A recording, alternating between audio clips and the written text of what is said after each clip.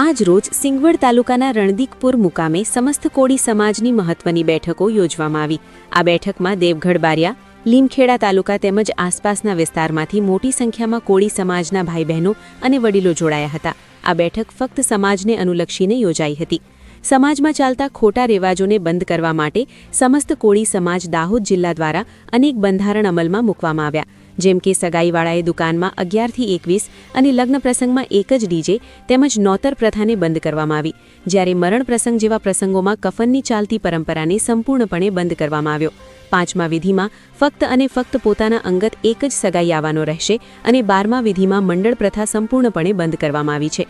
સમાજ આવા ખોટા ખર્ચોથી પીડાઈ રહ્યો હોય, જેના લીધે શિક્ષણ પર ખૂબ મોટી અસર પણ પડી રહી હોવાનું જાણવા મળ્યું હતું કે લગ્ન પ્રસંગમાં ખૂબ મોટા પ્રમાણમાં ખર્ચા કરતા હોવાથી અમુક નાના પરિવારો અધવચ્ચે શિક્ષણ સુધી પોતાના પરિવારનો તથા સામાજિક પ્રસંગોમાં લીધેલા નાણાંની ચૂકવણી માટે નાની વયના બાળકો પણ મજૂરી તરફ મજબૂર બની અને જતા હોય છે, જેથી કરી સમાજના આગેવાનો દ્વારા આવા ખોટા ખર્ચાઓ પર સંપૂર્ણ બંધ કરવા માટે પહેલ કરવામાં આવી છે। રિપોર્ટર દિનેશ પટેલ, લીમખેડા।